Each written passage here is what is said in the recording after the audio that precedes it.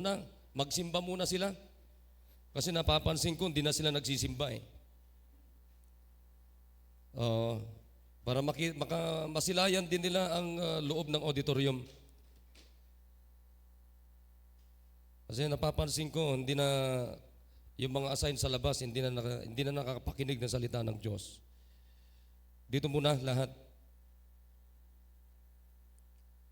Alright, let's go to Matthew chapter number 22. Matthew chapter 22. Maganda itong pag-uusapan natin ngayon. Let's talk about commit to love. Amen? Commit to love. Matthew chapter 22, beginning from verse number 33. Ako na lang po magbabasa habang sinusundan po ninyo. Okay, can you shout amen kung nandiyan na kayo? Okay, so verse number 33. Quit moving now, quit moving, keep quiet na po. Wala na pong Okay, sabi dito, and when the multitude heard this, they were astonished at his doctrine. But when the Pharisees had heard that he had put the Sadducees to silence, they were gathered together. Then one of them, which was a lawyer, asked him a question, tempting him and saying, Master, which is the great commandment in the law? Which is the great commandment in the law? So that's the question. And here is the answer of the Lord Jesus Christ. Tingnan nyo na maigi. Jesus said unto him, Thou shalt love the Lord thy God with all thy heart, and with all thy soul, and with all thy mind. This is the first and great commandment. And the second is like unto it, Thou shalt love thy neighbor as thyself. On these two commandments hang all the law and the prophets. Alam nyo, nung narinig nila yung sagot ng Panginoon sa kanilang katanungan, mga kapatid, wala na silang tanong. Because the very answer of the Lord Jesus Christ is walang labis, walang kulang. Yan talaga yung sagot. Okay? Ngayon, mga kapatid, yan ang pag-uusapan natin. Commit to love. Nakikinig tayo? Commit to love. Tayo po'y manalangin. Nakilang Diyos, maraming pong salamat sa umagang ito na inyo pong binigay. Oh God, please, dalahin ko po na kausapin niyo po, Panginoon, ang bawat isa, lalong-lalo na po ang mga matatagal na dito, Panginoon, na maaring akala nila, matagal na sila dito, ay alam na nila ito, Panginoon. Dapat nilang makita ang kanilang sarili, Panginoon, na ito'y kailangan po nilang mensaheng ito.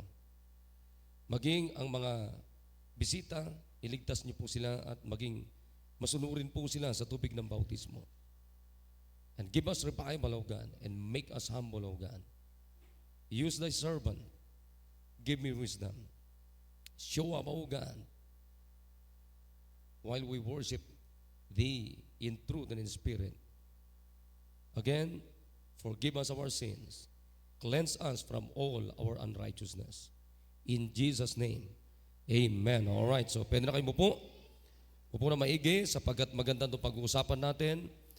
I hope and I believe meron tayong matututunan sa ating pong tatanggapin na mensahe. Alright, so maumpo na maayos. Nakikinig tayo lahat, mga kapatid? Dito, sayang to. Sayang ito, itong mga upuan na to. Pwede bang may mga tao pa ba sa labas? Wala na, Brother Rolly? Wala na tao? Wala na? Okay. Sige. Yung ibang mga bata siguro papuntahin dito. Dito. Kasi mas maganda na hiwa-hiwalay sila. Dito, andi dito rin yung iba. 1, 2, 3, 4, 5, 6. 2, 4, 6. Yan. So, kailangan ng mga bata to. Kahit mga lalaki.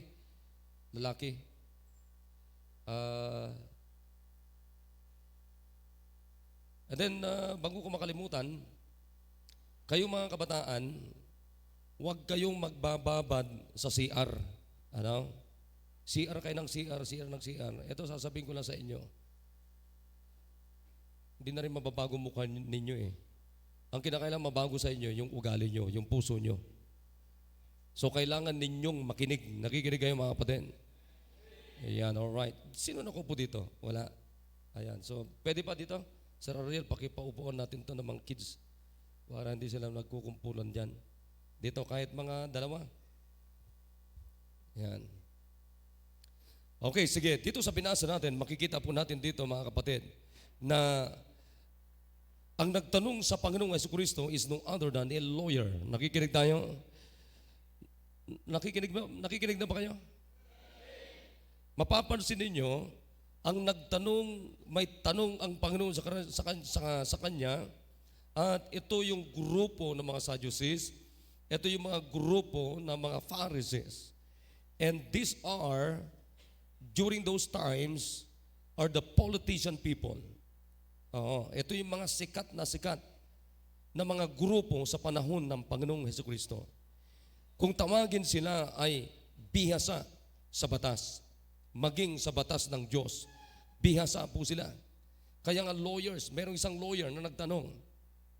Sabi nga ni Pastor Hill, nung araw ang mga lawyers, alam na alam nila ang Biblia nung araw. Ngayon baliktad, di ba? Ngayon marami mga lawyers walang alam sa Bible. In other words, walang alam sa Biblia. Walang alam sa Diyos. Karamihan ngayon, abogado ngayon, walang alam sa Diyos. At least, mga kapatid, sa panahong ito, may alam sila patungkol sa Diyos. Pero, iba yung alam mo patungkol sa Diyos at saka yung alam mo patungkol sa Diyos na isinasabuhay mo mula sa salita ng Diyos. Kaya nga ang Kristiyanong buhay is a life that has a relationship with the Lord Jesus Christ. Walang Christianity, kapatid, na walang relasyon kay Kristo. Walang Kristiyano na walang relasyon kay Kristo. Nakikinig tayo? Kaya nga ang Kristiyano kung tawagin ay yan po, ang pinakapuhunan niyan ay merong personal na relationship sa Panginoong Jesucristo. So, nagtanong sa kanya, itong lawyer na ito. Sabi sa kanya, sa Panginoong Jesucristo, ang tanong sa kanya ay, Master, which is the great commandment in the law? Sabi niya, Master, ano ang dakila o pinakadakila na kautusan sa batas ng Diyos? Alam niyo, napakagaling. Kailan naman hindi magkakamali ang sagot ni Kristo. Amen? Then sabi ng Bible dito, thou shalt love the Lord thy God with all thy heart and with all thy soul and with all thy mind. Amen? Yan ang sagot ng Panginoon. Napansin nyo, sa sagot ng Panginoon ay involved yung tatlo. Ano yung tatlo na ito? Heart, soul, and mind. Amen? The heart, soul, and mind. Now, pakinggan nyo na maigi.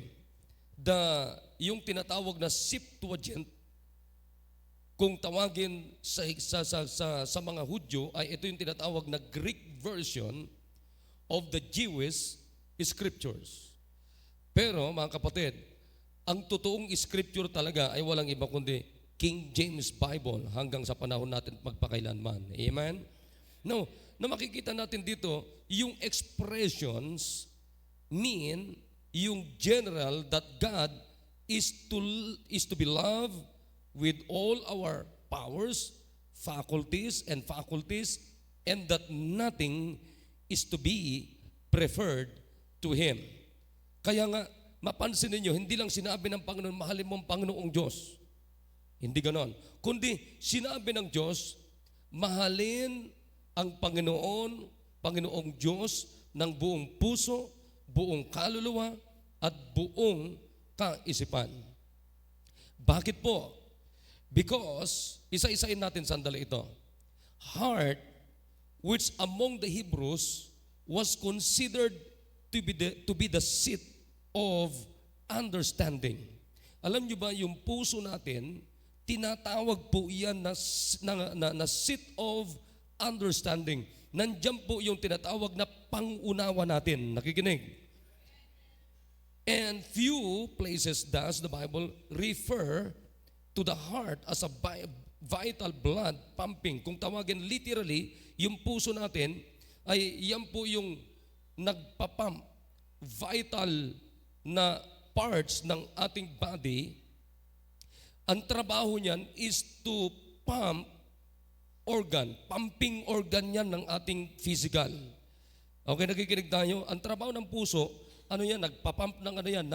Ng blood para i-distribute, makarating lahat sa lahat ng parts ng ating buong katawan. But most of the time, the heart refers to the part of man out of which the issues. Pero sabi naman ng Biblia, heart is the issues of life. Heart is the issues of life. Nandiyan po lahat ng issue ng ating buhay. Tingnan niyo po, ang function ng puso natin, pakinggan niyo na maigi. In fact, sa Bible, yung heart at saka soul and mind, iisa lamang lang yan. Iisa lamang yan. Pero gusto ko makita niyo muna, inisa-isa ng Diyos yan. Because the heart is the seat of our emotions or understandings. Nandiyan galing yung tinatawag na gladness, diyan nanggagaling yung praise, diyan nanggagaling yung desire, yung pagnanasa natin, diyan nanggagaling yung fear, yung takot, diyan nanggagaling yung ating trust, diyan nanggagaling yung ating anger, diyan nanggagaling yung lust, diyan nanggagaling yung pride, diyan nanggagaling yung heaviness, diyan nanggagaling yung bitterness, diyan nanggagaling yung happiness. Nakikinig tayo?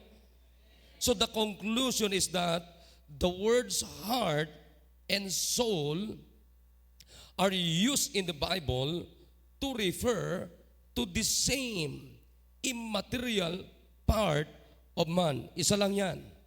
But the heart is also used to describe the inward condition of man as either wicked or upright.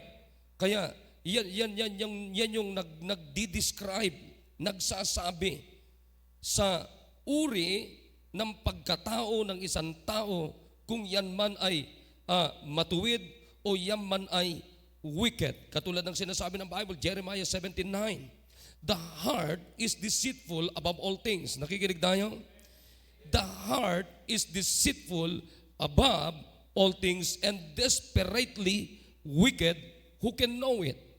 Sabi naman ng Psalms 32 verse number 11, be glad in the Lord and rejoice, ye righteous, and shout for joy, all ye that are upright in heart.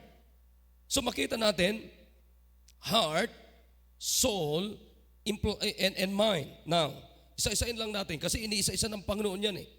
Soul implies self-conscious life.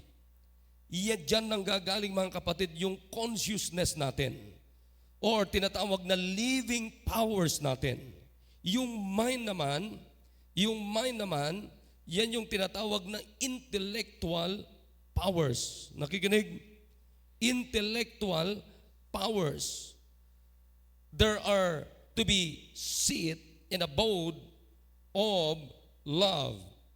Diyan po, konektado lahat. Pakinggan nyo na maigi. Kaya natin inisa-isa ito. Yung heart, soul, and mind. Heart, soul, and mind. Alam nyo kung bakit?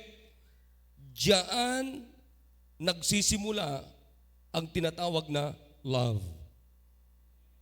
Alright? Nakikinig mga kapatid?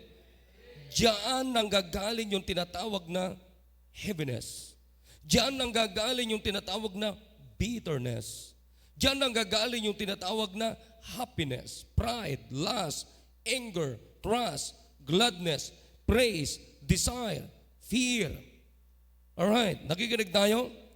Heart, soul, and the mind.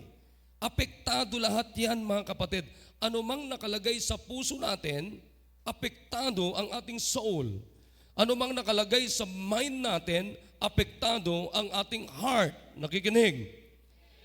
Kaya makita nyo, sabi ng Panginoon dito, ang pinakadakila na kautusan sa lahat ng kautusan ay mahalin ang Diyos, mamahalin, iibigin ng Diyos ng buong puso, buong kaluluwa, at buong pag-iisip.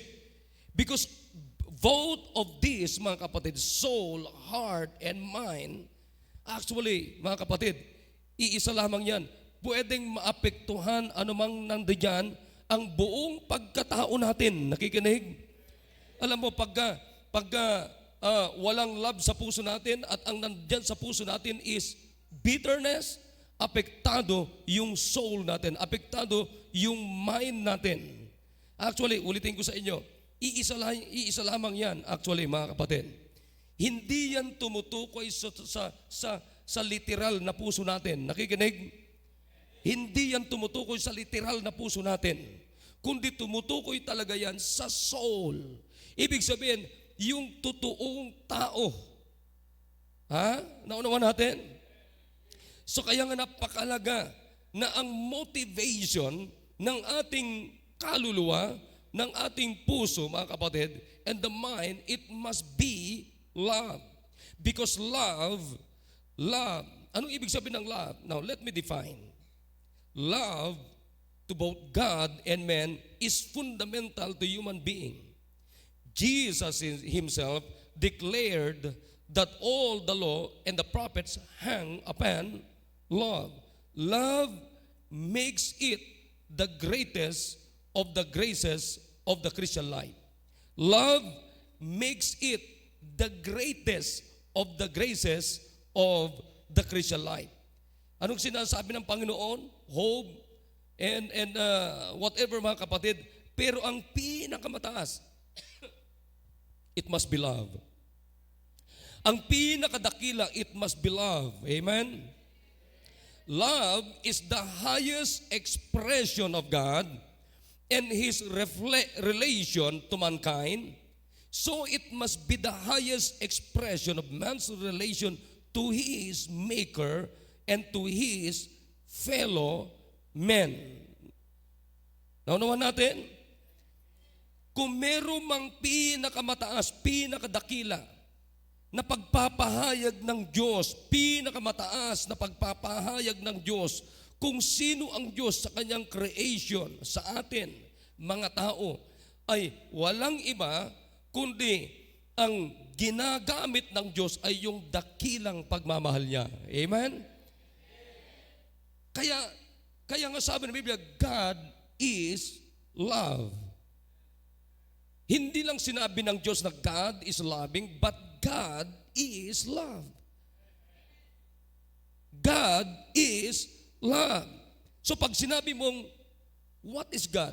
God is love. Now, what is love?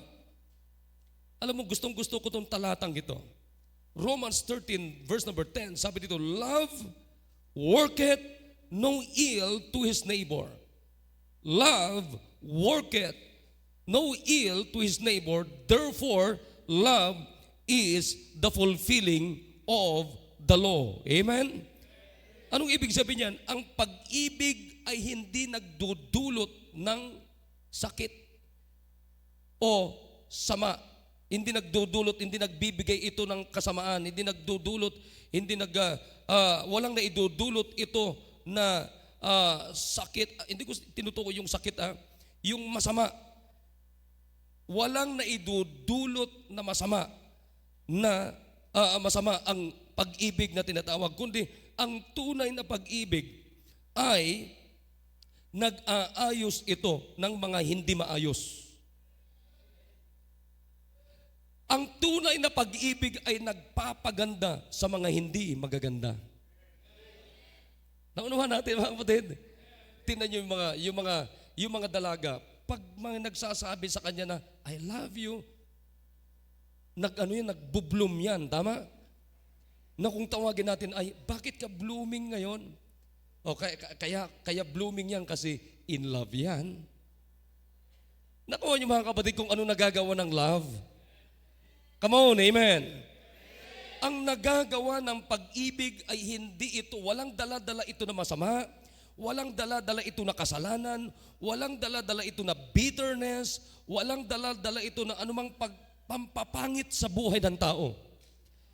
Kundi ang pag-ibig, mga kapatid, ang dala-dala nito, ang sinasabi kong pag-ibig ay yung pag-ibig ni Kristo. Amen?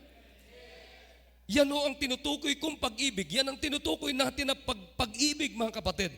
The very foundation and the very basis and foundation of our love, it must be the love of the Lord Jesus Christ. Tingnan niyo mga kapatid, ano sabi ng Biblia? But God commended His love toward us, in that while we were yet sinners, Christ died for us. Kapatid, din niyo na maigi, kailan tayo inibig ng Diyos? Nung tayo ay makasalanan pa? Ibig sabihin, inibig tayo ng Diyos nung tayo ay hindi kaibig-ibig? Sino sa atin dito mga kapatid, na iibig ka sa isang persona na hindi kaibig-ibig? Walang magkakagusto. Kaya nga kayo mga kabataan, pagka pumipili kayo ng iibigin ninyo, gusto nyo yung pinakamaganda. Gusto nyo yung pinakagwapo. Ayoko sa kanya kasi pangit niya. Tingnan mo na yung kilay niya, hindi parehas. Di ba nakuha niyo mga kapatid? O tingnan mo yung kilay niya, hindi parehas. Tingnan mo yung ipin niya, bungi-bungi. O tingnan mo yung bibig niya. So puro, ang nakikita mo mga kapatid ay kapangitan. Pero makinig kayo, kahit gaano kapangit yan, pag in love yan, yung kilay na hindi parehas, papantayan.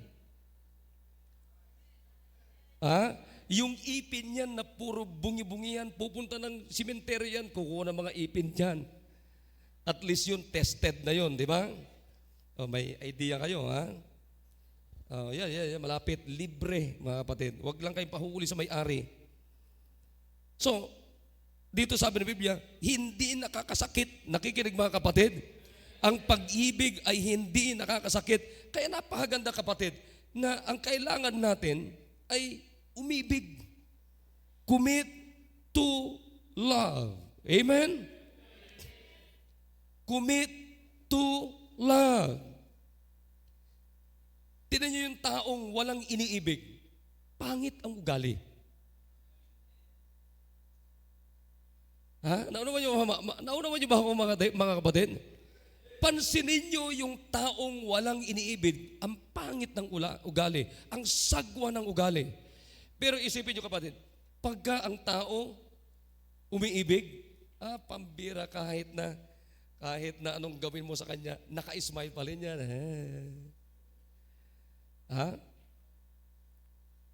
Pero pagka nalusaw yung pag-ibig, anong kapalit? Galit. Na, para mabilis tayo. Number 1, pinag-uusapan natin, commit to love. Amen? Commit to love. Ang sinasabi kong love na dapat nating panghawakan when we commit to love is the love of Christ. Okay, nakikinig kayo mga kapatid? Now, puntaan natin dito. Maganda ito eh. Itong verse na ito. Let's go to 1 Corinthians 13 para lalo nating ma-define yung pag-ibig na tinutukoy natin, pinag-uusapan natin. Amen? Maganda ba itong pinag-uusapan natin tungkol sa love? Di ba? Sino sa inyo dito? Kayo mga dalaga, ito mga nandito. Pakitayo nga yung mga dalaga. College lang muna, huwag na mga schooler. College, come on, tayo. Dalaga. Dalaga. Hindi ba kayo dalaga? May mga asawa na ba kayo? Come on, mga nandiyan, mga dalaga, college student. O graduates, working, yan. Tayo, dalaga. Yan, alright. Tanong ko sa inyo, sino sa inyo dito, naranasan nyo ng na-in love? Naranasan mo na ba? Honestly. Wow, di ba? Oh. Naranasan nyo lahat, ha? Nung na-in love ka, anong first name mo? Arlene. Arlene. Yan. Nung na-in love ka, Arlene, anong nararamdaman mo? Yun, pambira, sakto yung sagot niya. Di ba? Ikaw naman, nung na-in love ka, ano naman ang nararamdaman mo?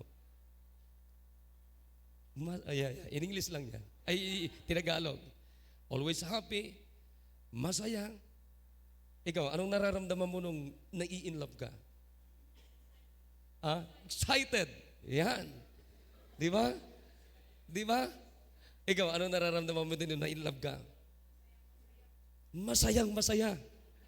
Bira. Ikaw rin. Wow, inspired. Wow, ikaw. Motivated. Wow, ikaw. Masaya. Sino ba? Ikaw. Happy. Wow. Sino pa? Very happy. Ikaw.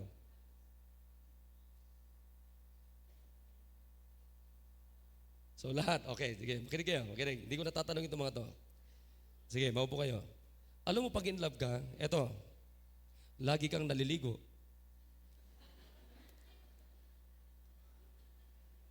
Tama? Lagi kang bihis, lagi kang nagpapabango. In other words, ayaw mo yung amoy daga. Pag in love ka, lagi kang malinis. Pag in love ka, lagi mong tinatandaan kung anong paborito niya, anong gusto niya na gagawin mo. Naunawan niyo, amen? Ha? Bakit ko tinatanong? Makinig. Yan talaga ang impact ng love. Isipin niyo po, mga kapatid, kung meron tayong ganyan na pagtrato sa bawat isa. Now, dito muna tayo. Mamaya natin ano yan. Una, ang sabi ko sa inyo, commit to love. Amen? Una, kanino natin tayo muna magkukumit ng pag-ibig? Commit to, number one, commit to love God. Alright, nakikinig tayo mga kapatid? Commit to love God. Sabi ng Bible, Romans 8:34, who is he that condemneth?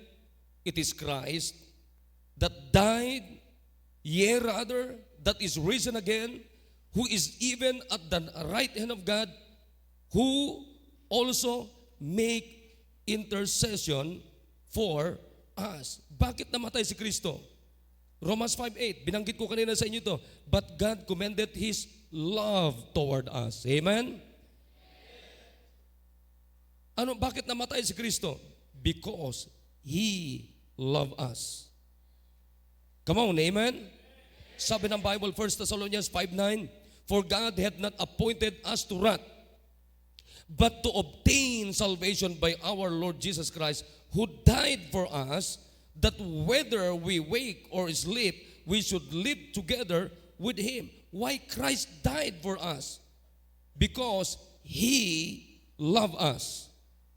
Like Galatians chapter 5 verse number 20, I am crucified with Christ. Nevertheless I live, yet not I, but Christ liveth in me. And the life which I now live in the faith, in the flesh, I live by the faith of the Son of God, who loved me and gave Himself for me. Amen? Tingnan nyo, napansin nyo ba? Kaya ang pinakaunang matutunan natin na mamahalin, mga kapatid, ay ang Diyos muna before anybody else. Amen? Because that's the first commandment. We cannot love others unless we love God first. Any love for others na hindi muna tayo motivated sa pag-ibig ng Diyos, mga kapatid, ay palagay ko, masasabi ko, that's fake love. Nakikinig tayo, mga kapatid? Baka peke yung pag-ibig na yan. Naniniwala ba kayo, mga kapatid, na maraming mga fake na pag-ibig na sinasabi natin? In fact, mga kapatid, the danger is most of our na sinasabi natin na pag-ibig natin, most of our love is fake love. Oh yeah, kaya maging maingat tayo, mga kapatid. Ang Diyos, nung inibig niya tayo, hindi siya nagbase sa itsura natin. Nung Diyos inibig tayo, mga kapatid, whatever na itsura natin, kapatid, ay inibig tayo ng Diyos. In fact, pambira, grabe ito. Sino naman ang iibig sa isang personang katulad natin na hindi tayo kaibig-ibig? Only God can do it. Diyos lamang makakagawa niyan. Amen. Kaya makita nyo yung pag-ibig ng Diyos na kakaiba. Amen. At ihinayag niya mismo hanggang doon sa cross ng Kalbaryo. Yan yung pag-ibig ng Diyos. Kaya nga dito sa 1 Corinthians chapter number 13, yan mismo, yung charity dyan, yung pag-ibig na tinutukoy dito sa chapter 13, kapatid, ay yan mismo ang pag-ibig ni Kristo sa atin. At yan dapat ang ating batayan. Amen. Tingnan nyo dito, ano sabi ng Bible dyan? Mabilis lang. Sabi ng Bible dito, sa 1 Corinthians chapter 13. Sabi ng Bible, though I speak with tongues of men and angels and have not charity, I am become a sounding brass or a tinkling cymbal. Tingnan mo yan? Kahit magaling kang magsalita, pero kung wala kang pag-ibig ng katulad ng pag-ibig ni Kristo, anong sabi ng Biblia? Tinkling cymbal ka lang. Bating-ting ka lang na walang kwenta. And though I have the gift of prophecy, and understand all mysteries and all knowledge, and though I have all faith so that I could remove mountains and have not charity, ano sabi ng Bible? I am nothing. Amen? Kahit gaano katindi meron ka, pero pag wala kang pag-ibig, katulad ng pag-ibig ni Kristo, anong sabi ng Bible? Nothing. You're nothing. We're nothing. And though I bestow all my goods to feed the poor, kahit magpakain ka ng mga mahihirap, and though I give my body to be burned, and I have not charity, it profited me nothing. Amen? Nakita niyo yung greatness ng love. Amen? So ang pinakadakila ay pag-ibig.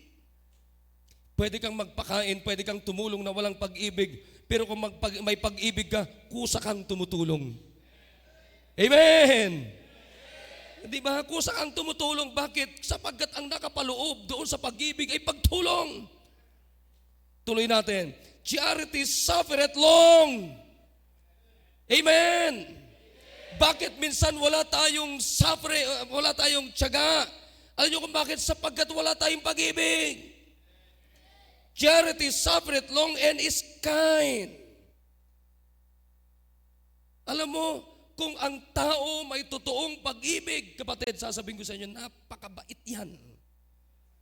Sapagkat ang pag-ibig ay mabait. Bakit, pastor, yung boyfriend ko, sinasabi niya, iniibig ako pero hindi ako mabait? Fake yon. Ha? Charity inveieth not. Amen? Charity inveieth not. Hindi naiinggit. Charity vaunteth not itself and is not puffed up. Hindi nagyayabang.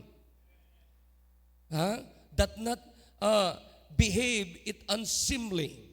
Seeketh not her own. Is not easily provoked.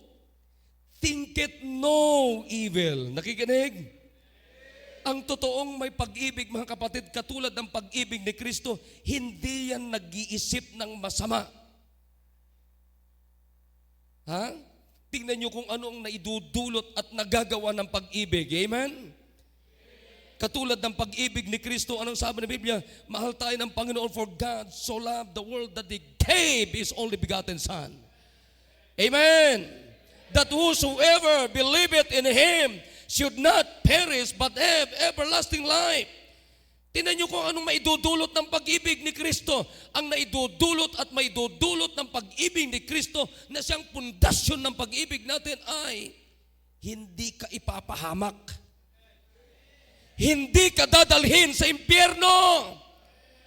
In fact, mga kapatid, dahilan sa pag-ibig ni Kristo, nawala tayo sa direction going to hell. Pero dahilan sa kawalan ng pag-ibig ni Kristo, maraming napapahamak sa apoy ng impyerno. That is why we need the love of God. We need the love of Christ. The love of Christ bring us to heaven. It will give us the eternal life, assurance of heaven. But without the love of Christ, dadalihin tayo sa kapahamakan sa apoy ng impyerno.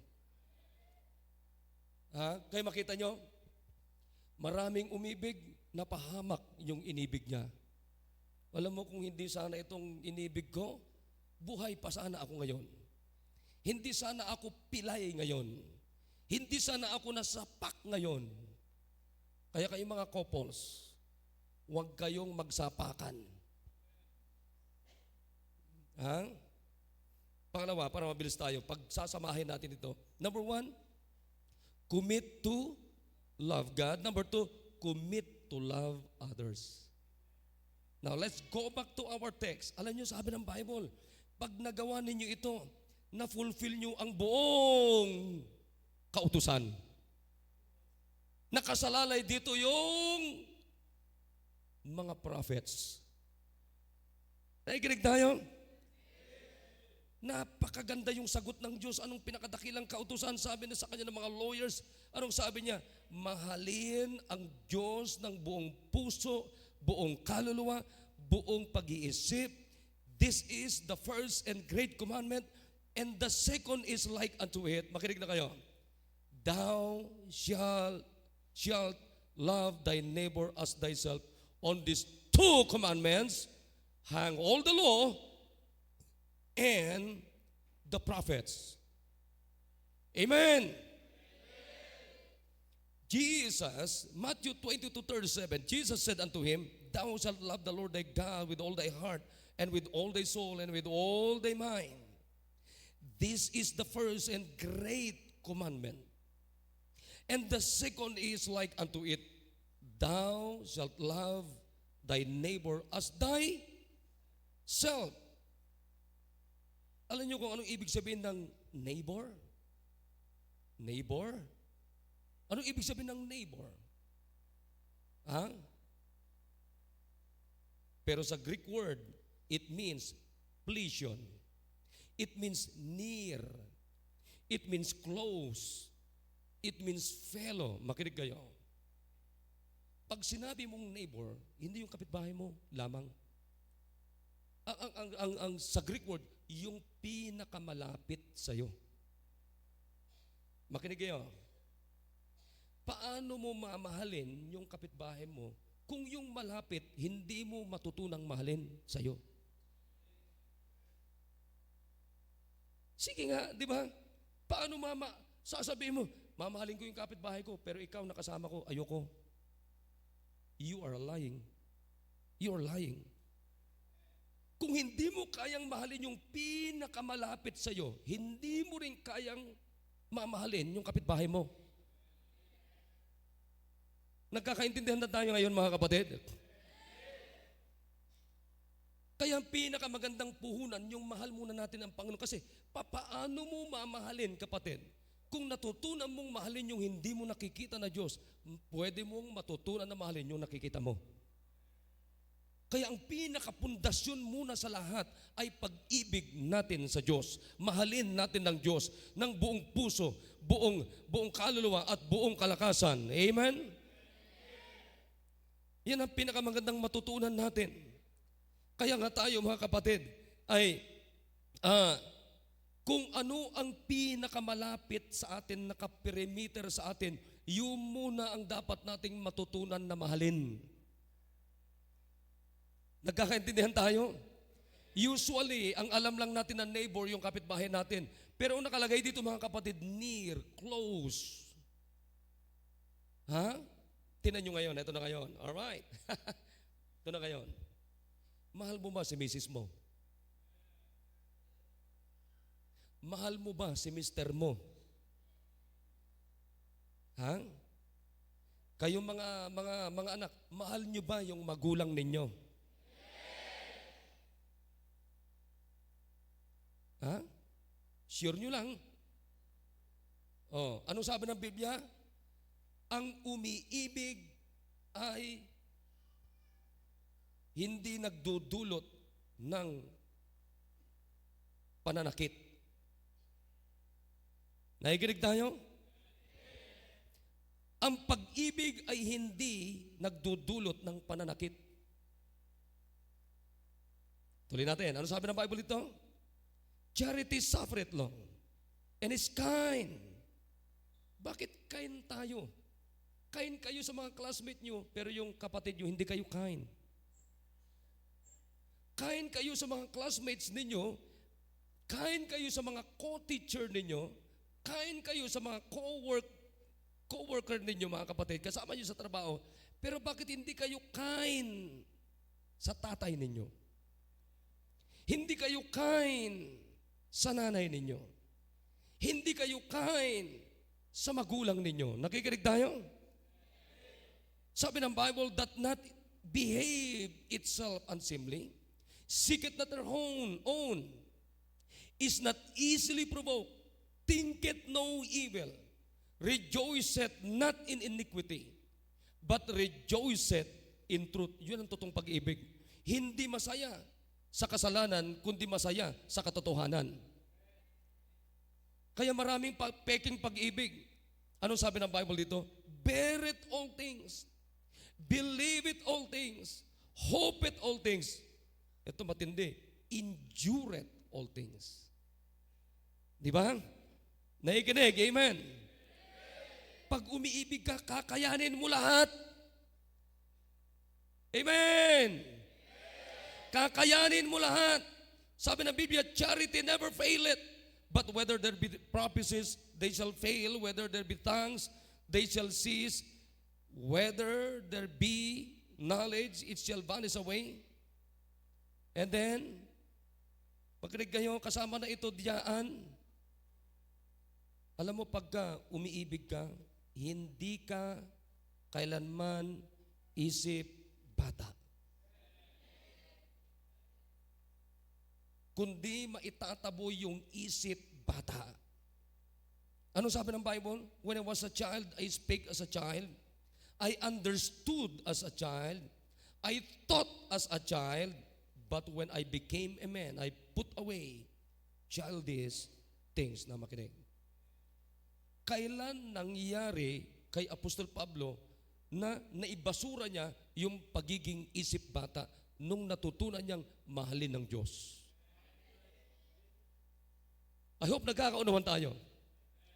Totoo yan. Alam nyo ba, pagka mahal mong isang bagay, hindi ka masaya pag gumagawa siya ng masama. Huhugutin mo siya sa masama. At dadalhin mo sa tama. Ang tawag doon, pagmamahal. Nakikinig kayo mga kapatid? Ang tunay na pagmamahal, alam mong papunta sa impyerno, huhugutin mo siya doon at dadalhin mo sa buhay na walang hanggan. Ang tunay na pag-ibig, mga kapatid, walang nag-aaway-away. Kaya isipin nyo to, mga couples, makinig kayo mga couples, isipin ninyo kung ang motivation ninyo is love of God. Any motivation na meron tayo na hindi, anumang motivation meron tayo kapatid, na hindi yung pag-ibig ni Kristo. Isang araw maghiwalay kayo, isang araw mag-aaway kayo, isang araw mga kapatid magkakasakitan kayo, isang araw talagang hindi ko alam kung anong gagawin nyo sa isa't isa. Pero pagka kapatid, pag-ibig ni Kristo ang puhunan natin mula sa loob ng bahay natin, mula sa mga taong pinaka-close natin hanggang doon sa pinakakapit bahay natin kapatid. Sasabihin ko sa inyo, hindi ka makakapanakit ng ibang tao. Yan ang gusto ko makita nyo ngayong umaga. That's why we must learn to commit to love God and to commit to love others as ourselves. Sapagkat ang sabi ng Diyos, pag nagawa mo yan, anong sabi ng Bible? Nagagawa mo at magagawa mo, mafulfill mo yung kabuuan ng buong batas ng Bible. Mafulfill natin mga kapatid yung lahat ng kabuuan na ginawa, sinabi ng mga prophets. Kaya dito sa simbang ito mga kapatid, ang pinakamaganda na puhunan natin, bakit pupunta ko sa church Sunday morning? Bakit pupunta ko sa church Sunday afternoon? Bakit pupunta ko sa church Wednesday? Bakit pupunta ka sa church? Bakit magbabasa ako ng Bible? Bakit ako mag-iimbita ng aking mga kamag-anak sa church, kaibigan sa church? Bakit ako nag-iimbita ng tao? Why I win souls? Dapat isa lang ang motivation natin, puhunan natin, pundasyon natin, walang iba kundi yung pag-ibig ni Kristo. Why I give my tithes and offerings, mga kapatid? Bakit ako nag-commit sa gawain ng Panginoon? Bakit ako nag-commit sa lote? Sapagkat isa lamang dapat ang puhunan natin ay walang iba kundi yung pag-ibig ng Panginoong Hesukristo. Hindi natin ginagawa yan para naghahanap tayo ng kapalit. Hindi po. Kapatid, sa totoo lang, bago tayo nag-commit, minahal na tayo ng Diyos. Amen. Kaya nga sabi ng Panginoon, if you love me, keep my commandments. Amen. Kaya ang pinakamaganda mga kapatid, alam nyo, sasabihin ko sa inyo, pag nandyan ang presensya ng pag-ibig, katulad ng pag-ibig ni Kristo, walang nag-aaway-away sa loob ng tahanan. Walang kaguluhan sa loob ng tahanan. Nakikinig? Walang kaguluhan sa loob ng simbahan. Walang magulo sa komunidad natin. Walang magulo sa gobyerno. Mga kapatid, kung ang motivation at puhunan ng mga politicians sa ating bansa sa pagiging politiko nila ay walang iba kundi pag-ibig ni Kristo, wala sanang korupsyon.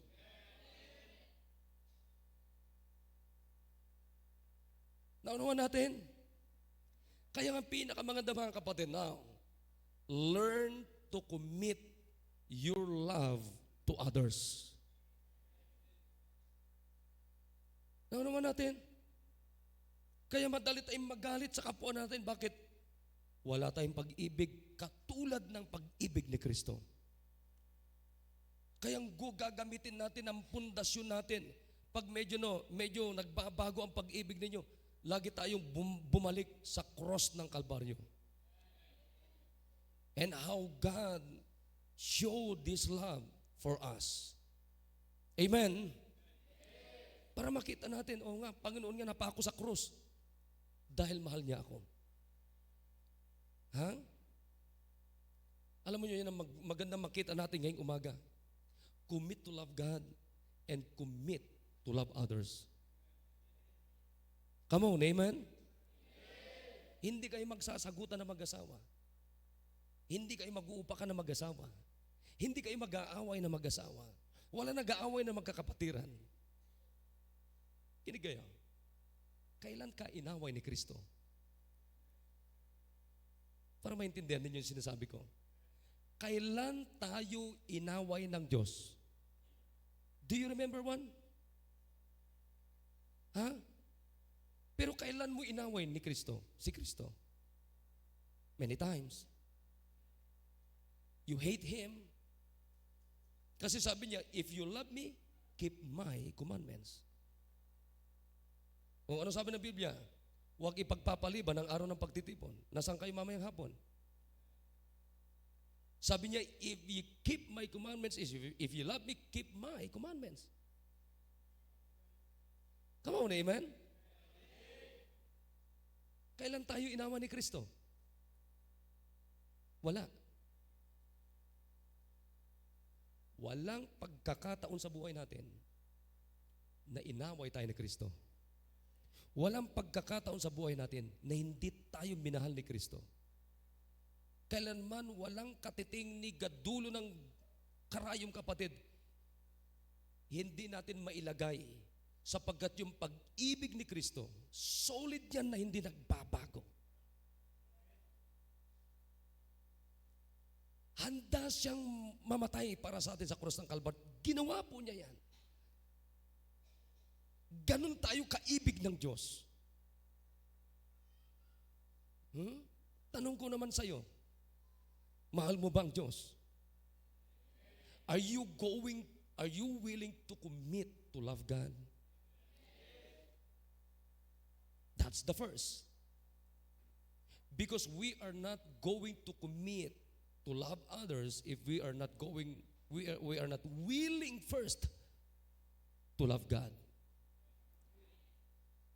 Ngayon, kung totoong mahal mo ang Panginoon, willing ka rin ba na mahalin ang kapwa mo? Kaya simula ngayon, makinig kayo mga nag-aaway-away. Putulin nyo na yung pag-aaway-away ninyo. Maaaring may mag-asawa dito, nag-aaway-away kayo. Di ba? Kayo mga hindi man lang kayo makapaghalikan. Pastor, hindi kasi nag-toothbrush eh. Pares lang naman kayo, di ba?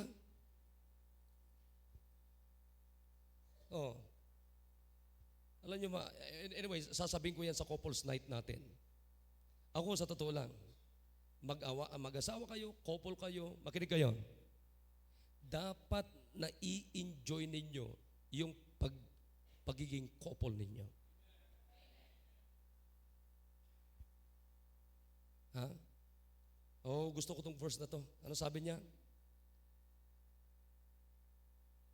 Pagka nandoon ang pag-ibig, work it, love, work it, no ill to his neighbor. Nakikinig? Mas maraming pagkakataon sa buhay natin, kapatid, nakakasakit tayo sa neighbors natin. Sa mga neighbors natin. Pero kailan naman yung pagkakataon na minahal mo yung neighbor mo? Anong ibig sabihin ng neighbor? Near, close.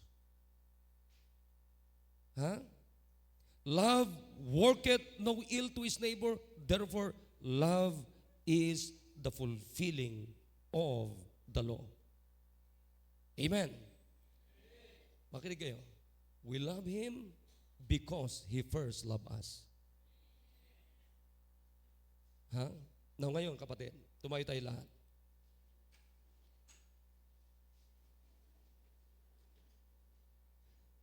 Bago kayo pumunta sa altar, makinig kayo. Gumawa tayo ng commitment sa Panginoon. Sabi natin, Panginoon, I'm going to make a commitment to love you. Nakikinig kayo sa akin? Pangalawa, I'm going to make a commitment to love others. Sige po, dito tayo sa altar.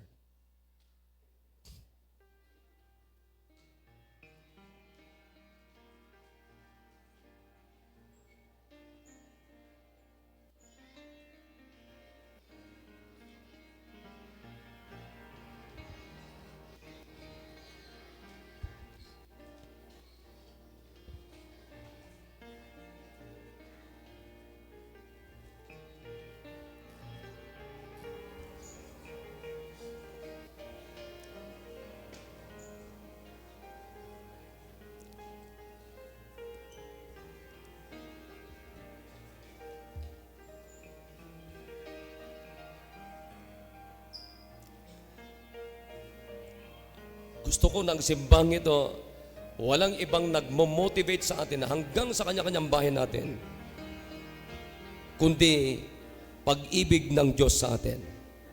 That must be our motivation Mula dito sa ating simbahan hanggang doon sa bahay, saan tayo naroroon. It must be love.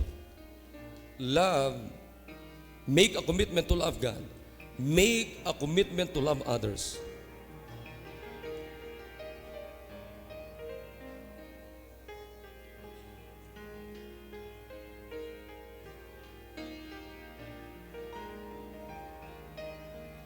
Pakiano mo yung mga ano.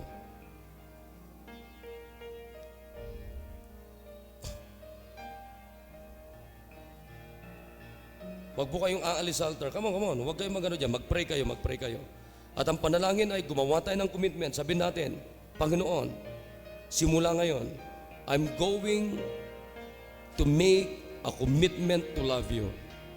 Simula ngayon, I'm going to make a commitment to love others.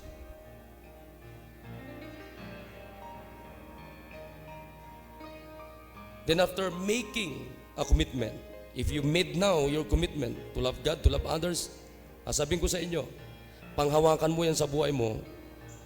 Sabihin ko sa inyo, yan ang pinakamaganda na motivation natin sa buong buhay natin.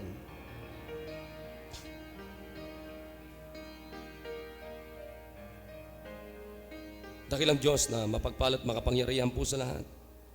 Ngayon pong umaga, Panginoon, I've done my part, I've done my best. Ito po ang mga nakakaligtaan namin na bagay, Panginoon.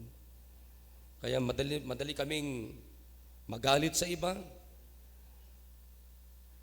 Wala kaming nagagawa para sa inyo because we don't have any commitment to love you. We're not committed to love you. We're not committed to love others. Kaya pangit yung relationship po namin sa iba. Kaya please, oh God, tulungan niyo po kami na ngayon pong umaga, panghahawakan po namin yung commitment namin na gagawin namin at ginawa namin to love you and to love others. Pagpalain niyo po yung mga anak, O Diyos. Ito pong aming dalangin sa pangalan ni Jesus. Amen. All right. Can you shout amen kung may natanggap tayo na mensahe? Amen.